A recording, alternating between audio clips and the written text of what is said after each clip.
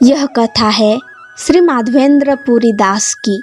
उन्होंने एक नियम बनाया था कि मैं जब तक जगन्नाथपुरी नहीं पहुंच जाऊंगा तब तक वे गोवर्धन से निकले और उन्होंने मार्ग का नियम बनाया कि मुझे भूख लगेगी तो भूखा रह लूँगा, लेकिन कभी मांग करके नहीं खाऊंगा। कोई अगर खुद खिला जाएगा तो पाऊंगा। पैदल मार्ग से आना है, चल के।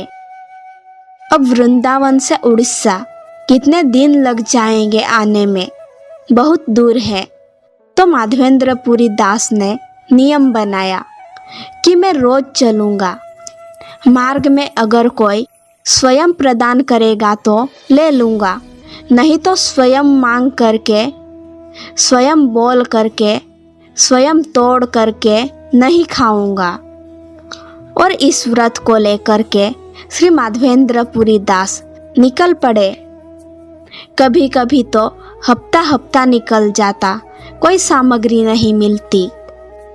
जब भूख से बड़े व्याकुल हो जाते, अब शरीर है तो तन को चलाने के लिए कोई तो साधन चाहिए।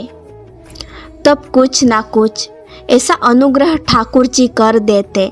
और फिर उन्होंने एक नियम ऐसा भी रखा था कि अगर एक सप्ताह तक कुछ नहीं मिला तो गिरे हुए पत्ते खा लूँगा, टूटे हुए पत्ते, फल फिर भी नहीं खाऊंगा।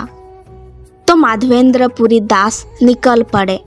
चलते चलते महीनों बीत गए। जैसे ही उड़ीसा पहुँचे तो श्री गोपीनाथ जी का सुंदर स्थान। कौन से गोपीनाथ जी? श्री खीरचोरा गोपीनाथ। उनका नाम पहले गोपीनाथ ही था, खीरचोरा तो बाद में बने वो। वहाँ जा कर के जब गोपीनाथ जी का दर्शन किया माधवेंद्रपुरी दास ने, तो 11 कुल्हड़, 11 या 12 कुल्हड़ खीर का भोग लगता रोज ठाकुर जी को। और वह 11 या 12 कुल्हड़ का जो भोग लगता वह रात्रि में आरती में गए हुए दर्शनार्थियों को बांटा जाता।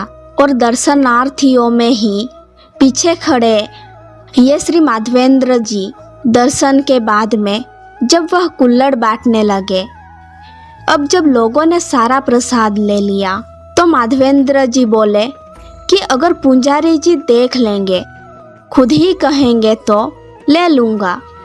अब मैं कैसे? मेरा तो नियम है।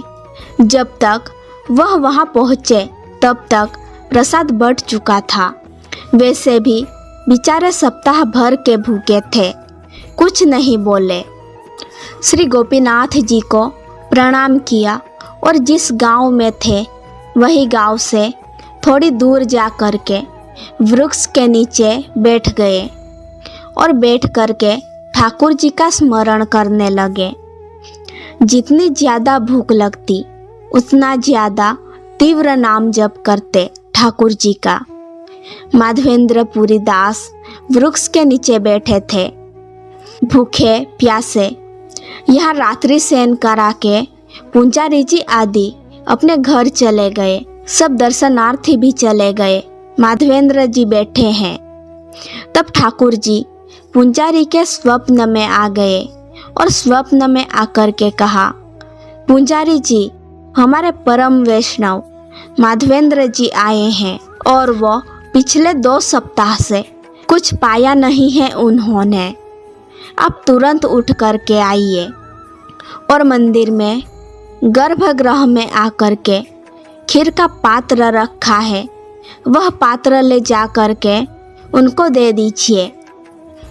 वह पा लेंगे तो थोड़ा पेट भर जाएगा उनका। पुंजारी जी ने स्वप्न में बताया। बोले, ठाकुर जी पात्र तो सब बट गए, खीर तो हमने सब में बांट दी, उनको जा कर के क्या देंगे? ठाकुर जी बोले, नहीं नहीं, आप लौट करके आओ गर्भगृह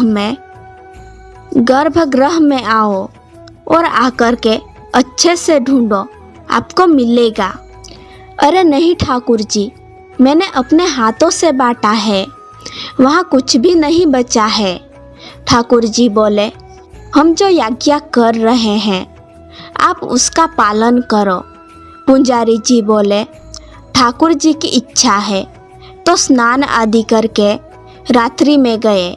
गर्भगृह में ठाकुर जी के पास पहुंच गए। सब और ढूंढा लेकिन कहीं पात्र नहीं मिला। ठाकुर जी से कहने लगे, मैं तो कह ही रहा था कि पात्र है ही नहीं, आप मान ही नहीं रहे हो। ठाकुर जी की मुख की ओर देखते देखते उनका भाव हुआ, भगवान का श्रृंगार देखने लगे। तभी देखा कि ठाकुर जी की जो पीताम्बरी है वो एक तरफ से उठ रही थी। जैसी उठी देखी तो पीताम्बरी ऊपर करके देखा तो ठाकुर जी ने एक खीर का पात्र भीतर छिपा रखा था। पहले ही छिपा के धरा हुआ था, क्योंकि ठाकुर जी को पता था कि यह सब बट जाएगा। लेकिन वो माधवेंद्र जो है वो तो बेचारा भूखा रह जाएगा। पुजारी जी बड़े आनंदित हो गए।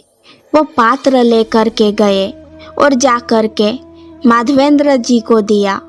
पुजारी जी नाचते नाचते गए, बोले, आज तो ठाकुर जी की भक्त वत्सलता का दर्शन हो गया। रोते रोते पुजारी जी ने पूरा प्रसंग बताया।